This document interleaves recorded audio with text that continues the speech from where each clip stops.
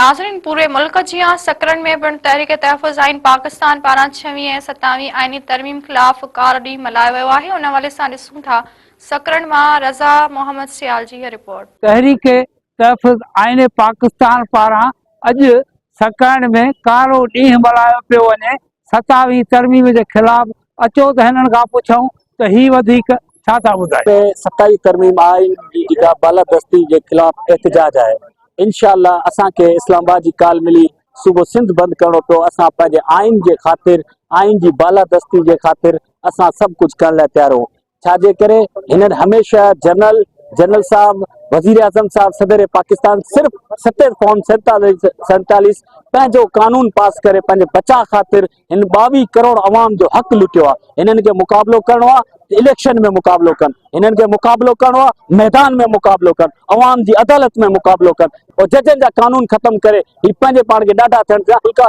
इंशाअल्लाह असां हिन सां गॾु बीठा आहियूं। पाकिस्तान जे अंदरि जेका आइन सां खिलवाड़ कयो थो वञे, ख़ुसूसन जेका 6वीं आइनी तरमीम हाणे ठीकु कानून जेको क़ाइमु कयो वियो आहे, अदलिया ते धाड़ो ऐं जमहूरियत ते धाड़ो हणी ऐं सम्झां थो त आइन जेका आहे सो मार्शल लॉ लागू कई वई आहे, जुडिशल जेका आहे मार्शल लॉ लागू कई वई आहे, जिते समूरी जेको कोर्टुनि जा जेके पावर आहिनि उहे मनसूख़ कया विया आहिनि।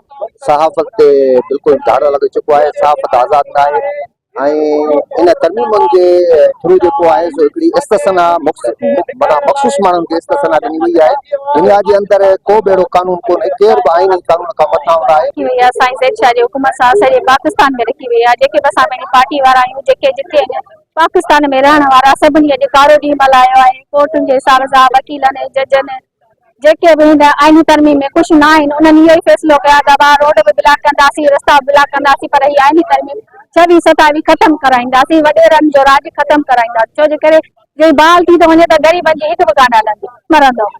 बाक़ी हिन मां को फ़ाइदो कोन्हे जे असां वकीलनि खे हुते सकर में घुराए ॿार था ॾियारियो कंहिंजे हथां, गुंडनि जे हथां। इहो ग़लति कमु आहे। छो जे करे जॾहिं असांखे इंसाफ़ न मिलंदो त ज़ाहिर पोइ त आवाज़ उथारींदासीं न।